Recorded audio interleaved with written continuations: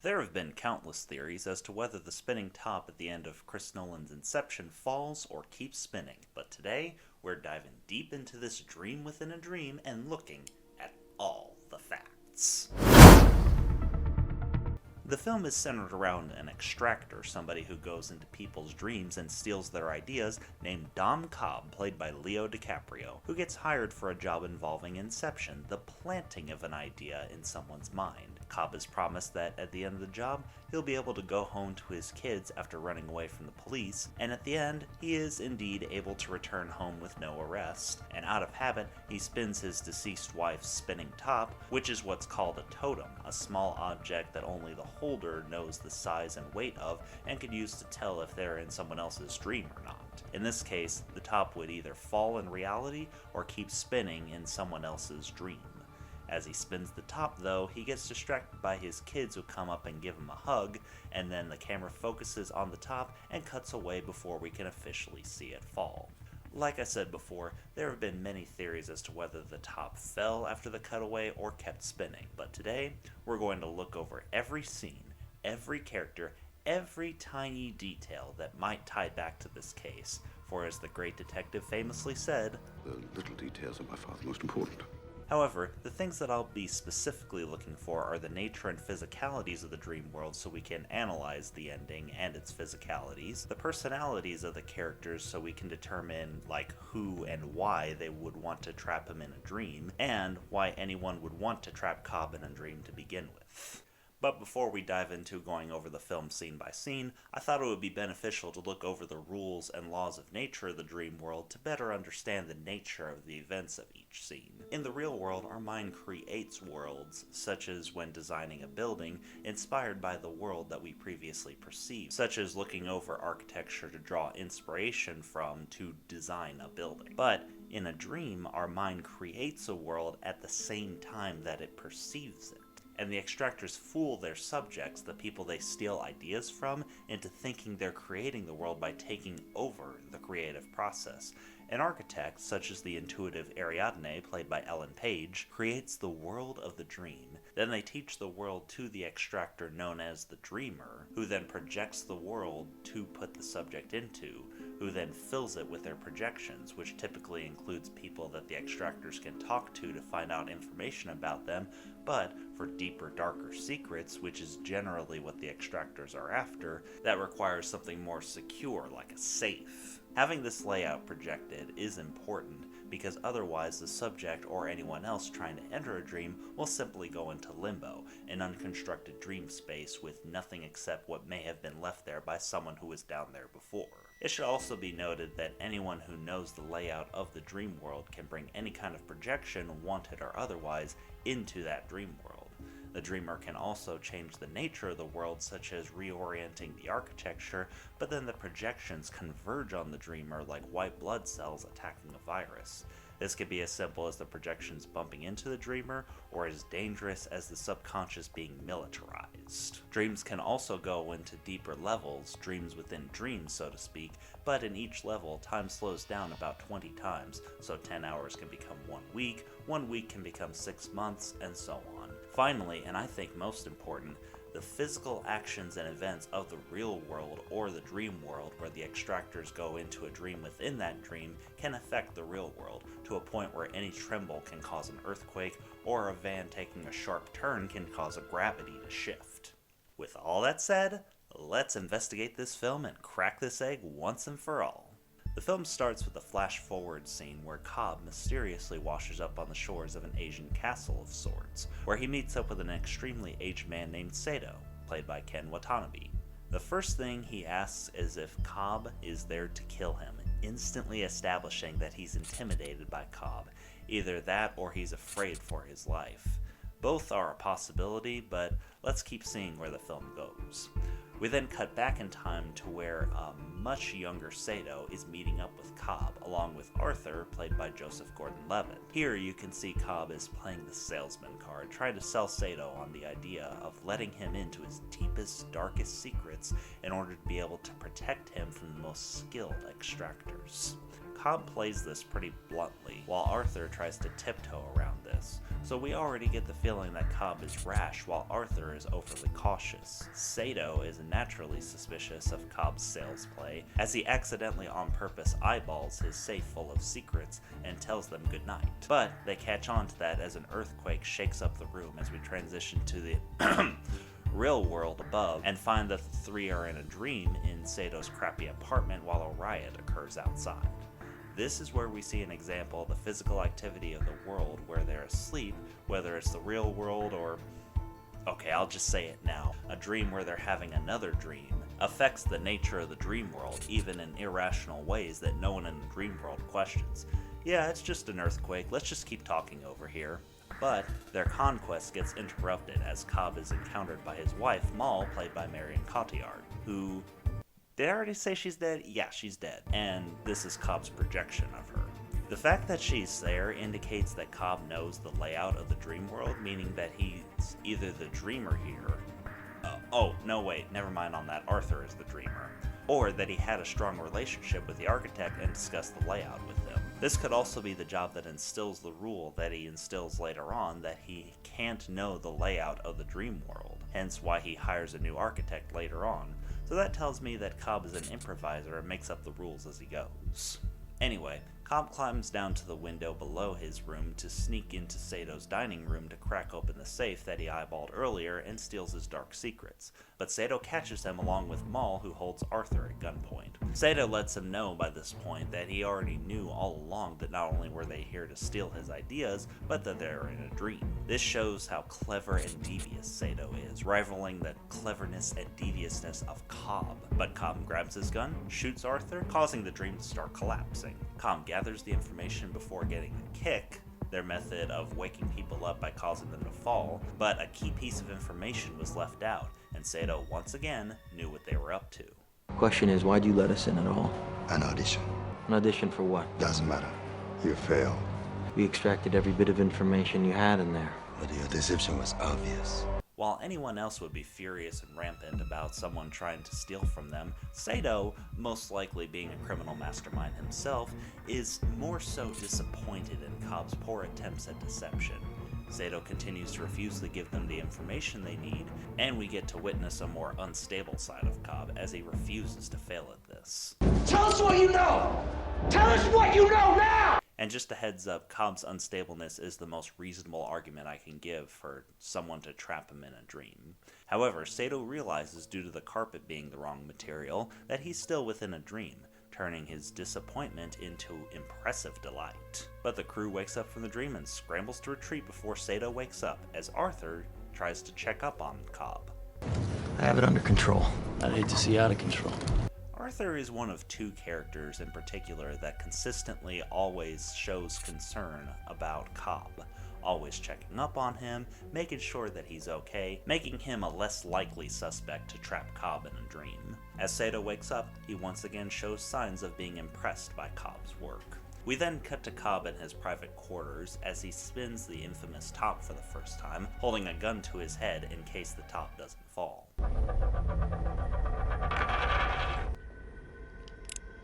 He then gets a call from his kids.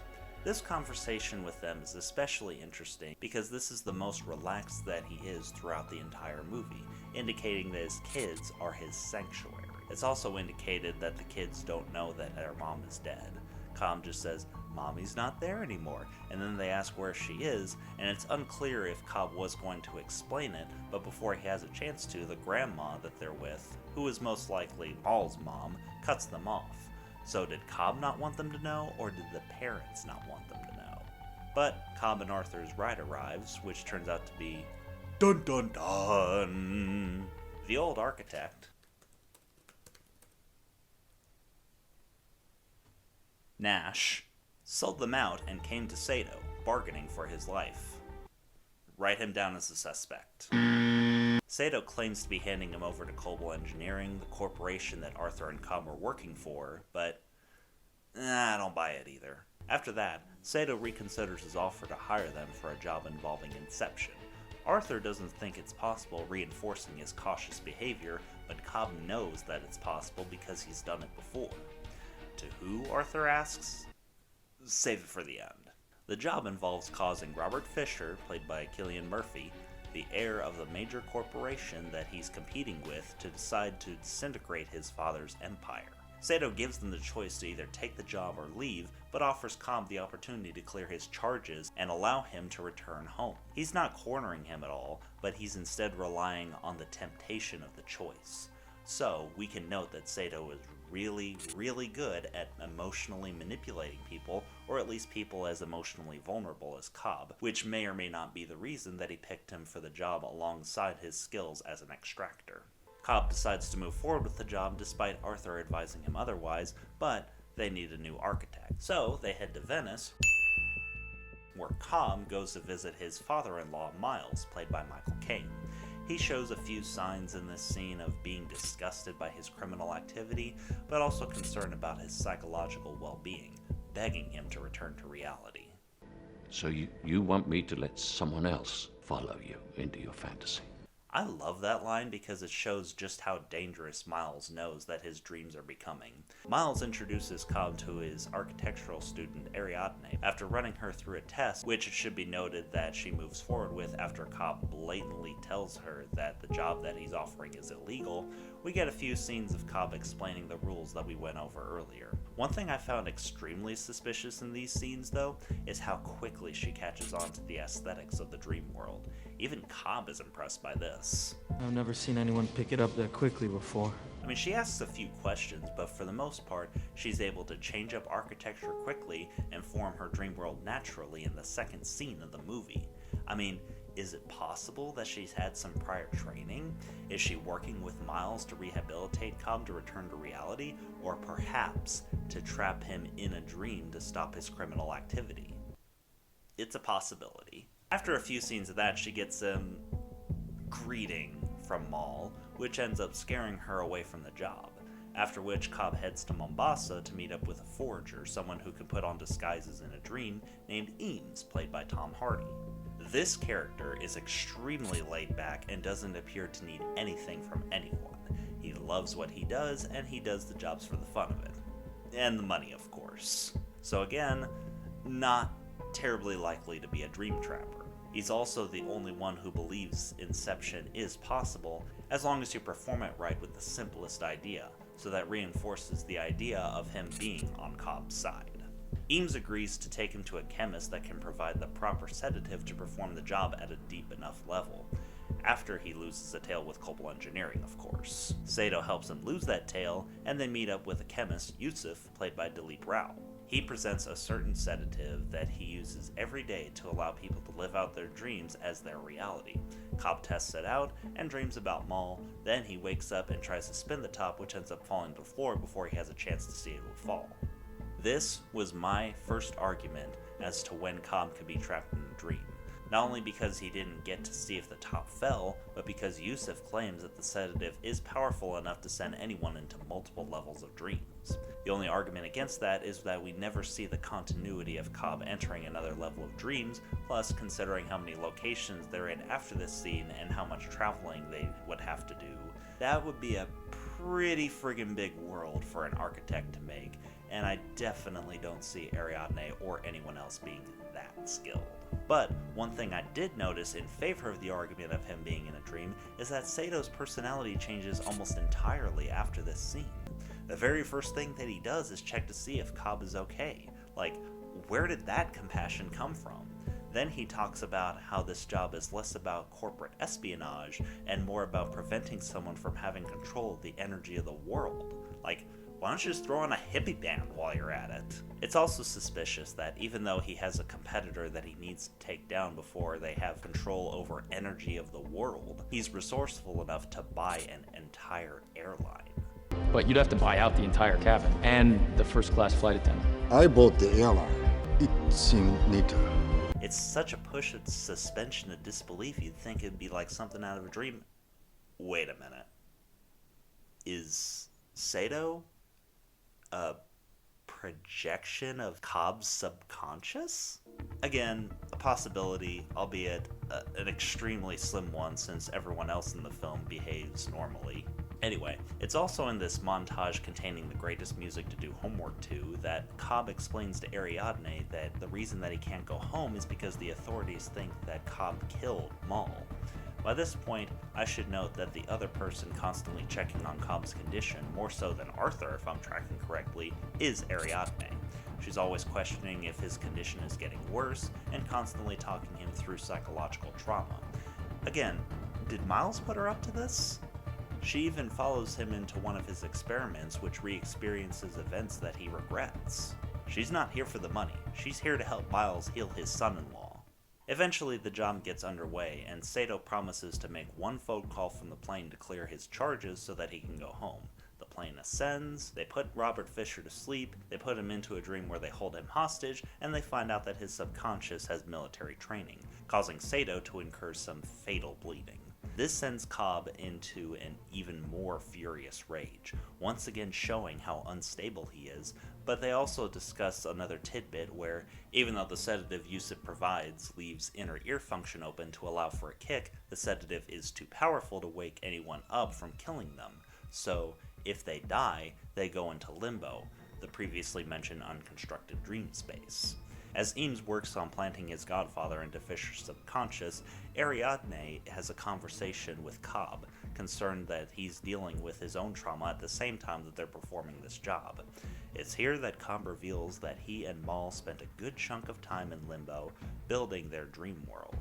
But after spending a whopping 50 years down there, Cobb couldn't stand the idea of living in a world that wasn't real, one bit of his personality that should be noted, but returning to reality had the opposite effect on Maul, that the dream became her reality, and she started to see reality as a possible dream that she needed to escape. As a result, she was pushed to not only kill herself, but set up a scenario where Cobb would be forced to do the same, lest he faces the authorities under the charges of killing her.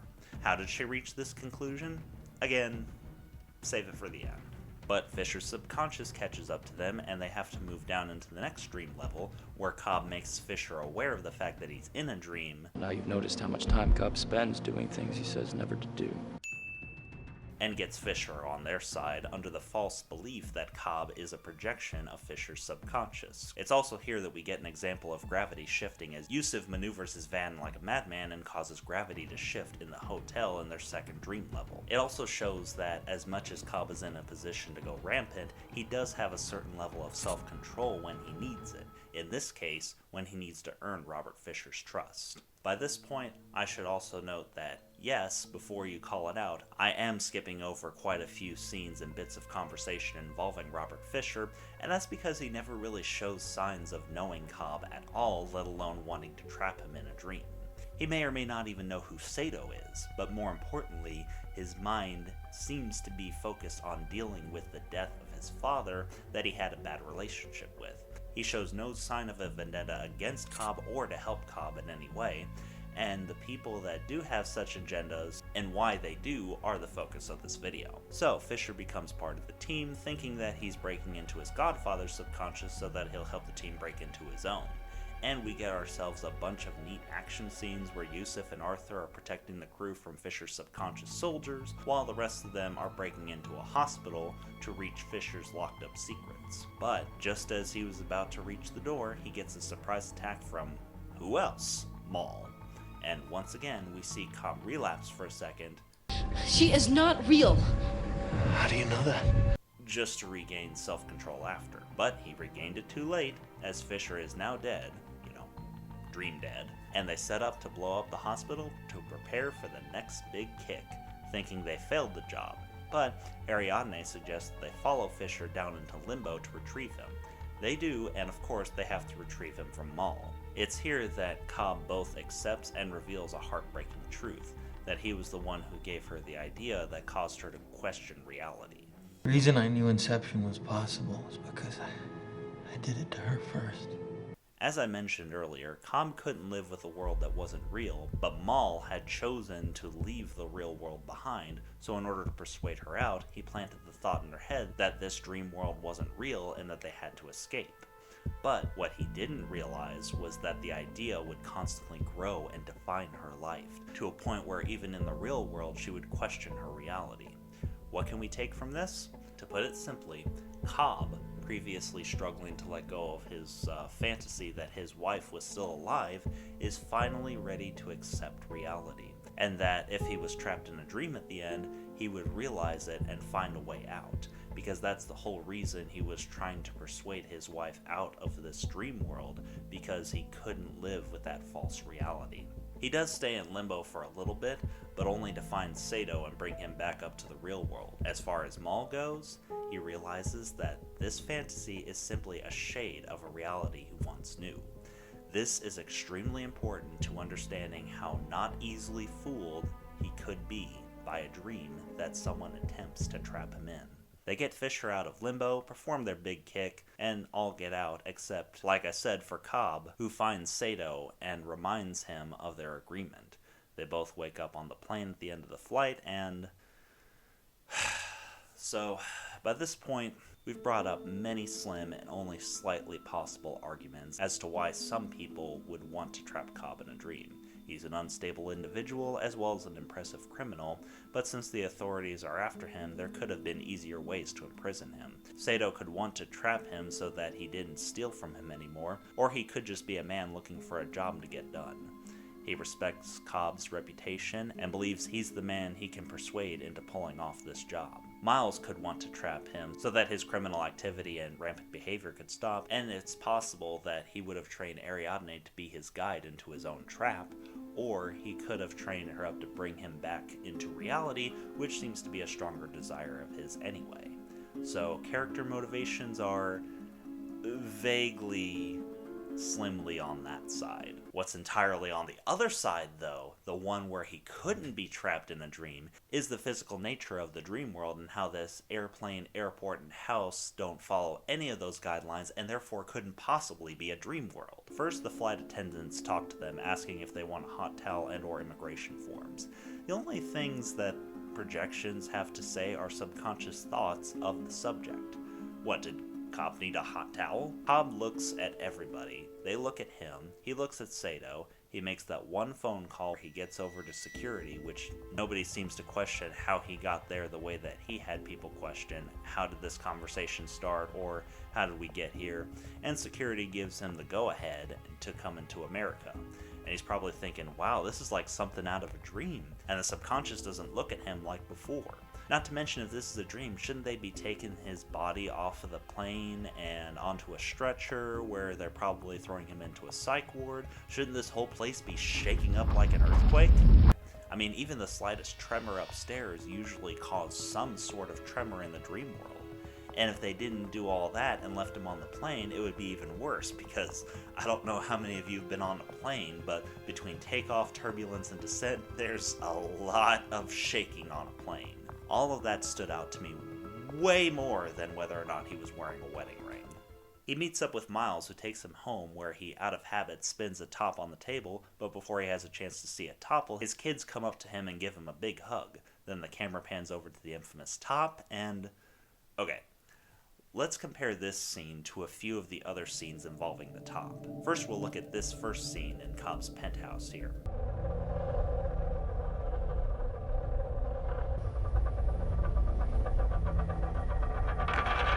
In both sight and sound, the top is extremely unstable, tipping very heavily to each side before officially toppling and rattling like a coin at the end of one of those hourglass things at science museums. Now let's look at this scene where we see Cobb planting an idea in Maul's mind. An idea that would change everything. Again, visually and audibly, it seems much more steady, only slightly tipping but mostly maintaining balance and making only the slightest of rattles. Now that we've seen the ways that Top behaves in both scenarios, let's take a look at what it does here.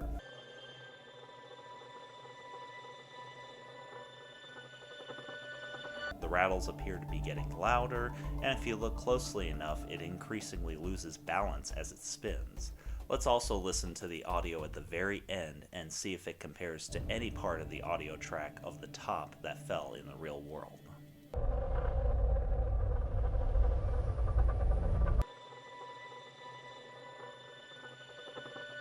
So, with all that said, my argument after all that investigation is on the side of Cobb not being trapped in a dream.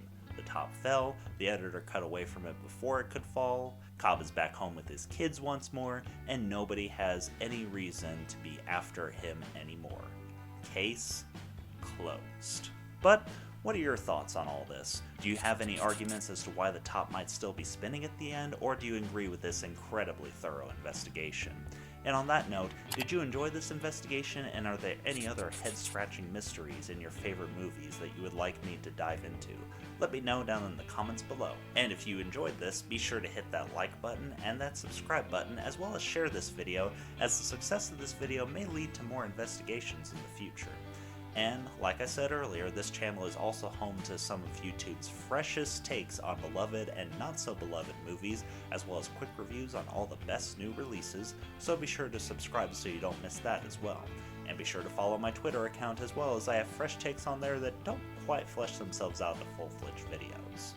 Either way, thanks for joining me, and I will see you next time.